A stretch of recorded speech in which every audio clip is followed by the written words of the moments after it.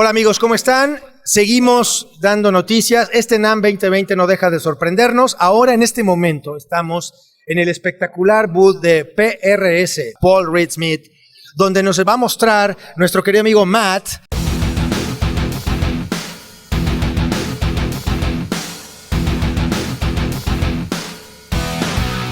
Hi Matt, how are you? I'm excellent, thank you. Nos va a mostrar all the new stuff that PRS brought to the table this NAMM 2020. So, and joining us is also Jimena. Jimena, ¿cómo estás? Bien, muchas gracias, Santi, por invitarme. Hola, amigos.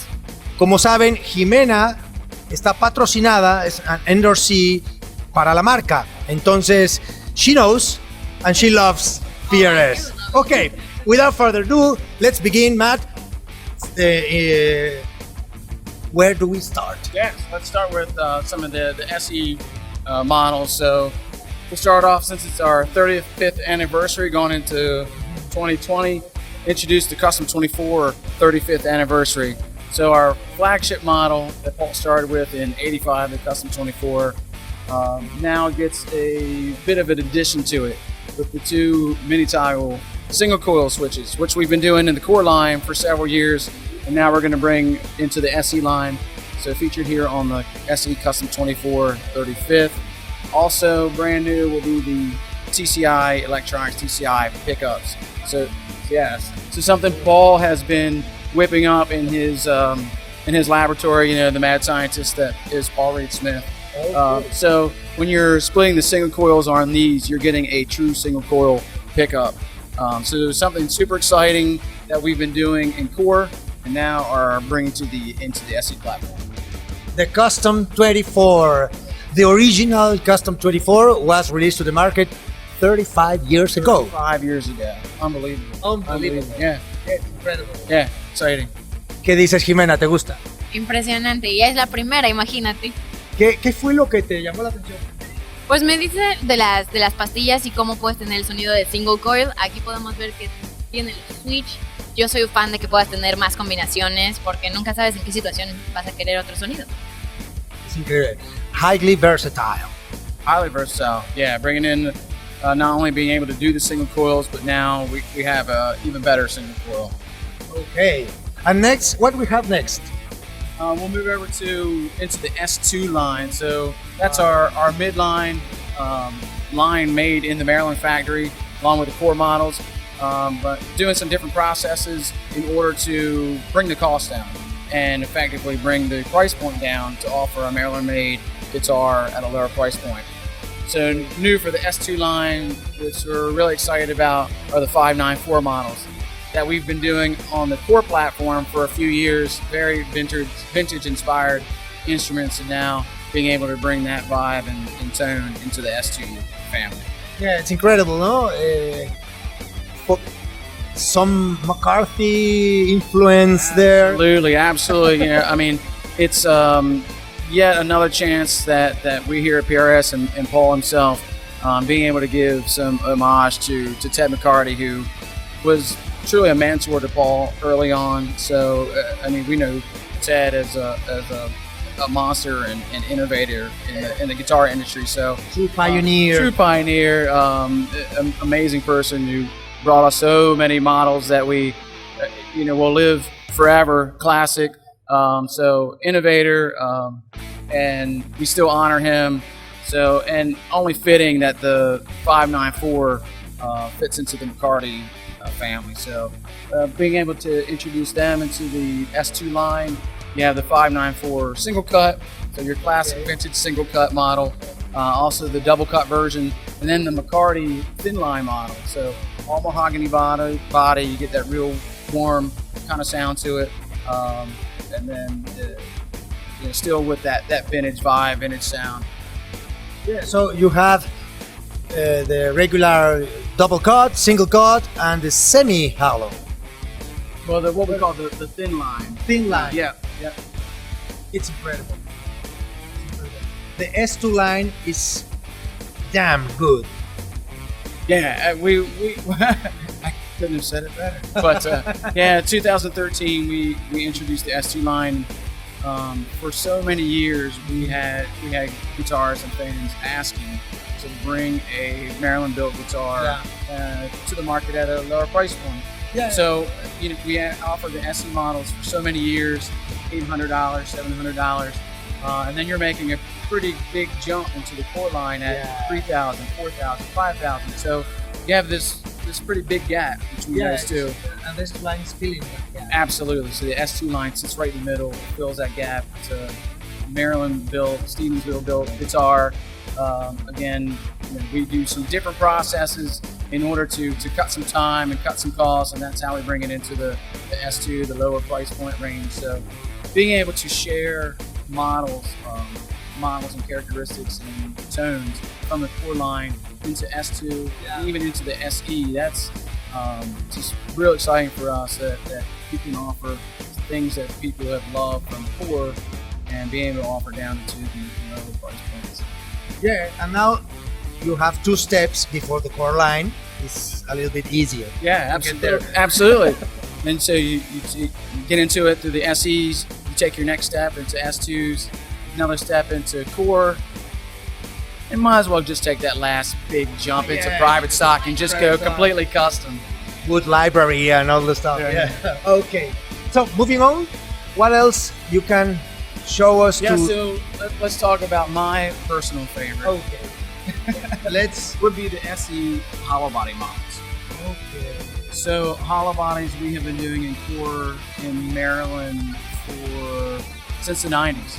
So late 90s we were doing the hollow bodies and arch stops and things like that, and have been a fantastic instrument for us for many years. But it's a more difficult instrument to build because of its hollow body nature. So being able to build a guitar like that at a lower price point takes a certain amount of work to figure that out. So we R&D'd a lot in our SE department, and what has come out is the hollow body standard.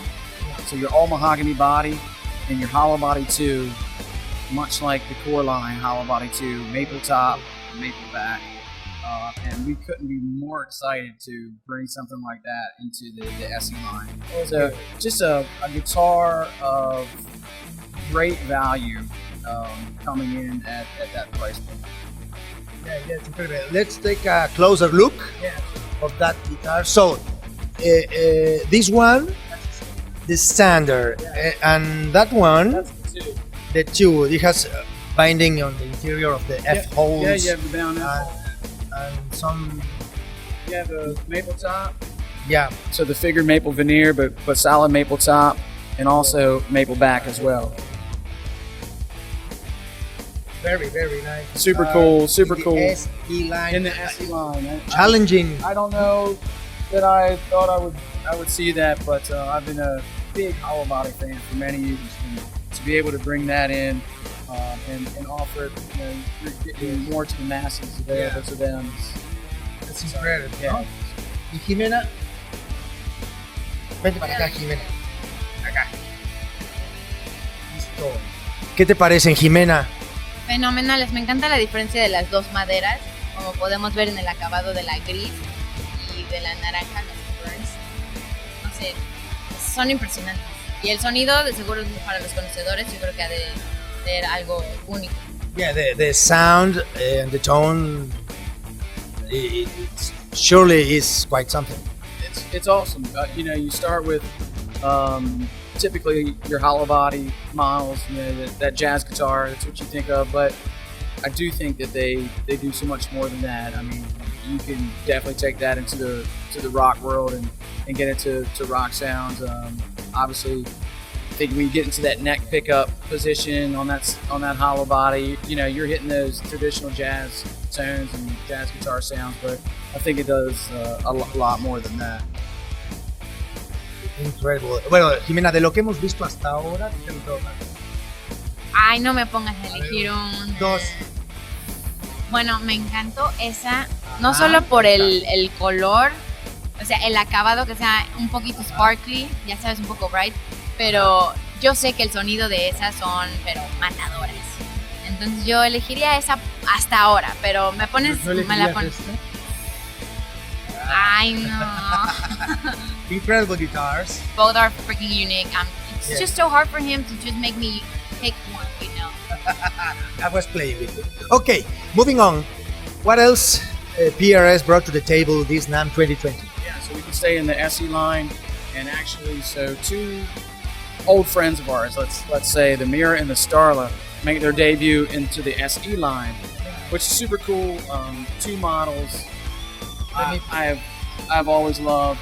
So they originated in the core line, 2007, 2008, and then we transitioned them over to the S2 line for a couple of years, and now kind of rethinking things.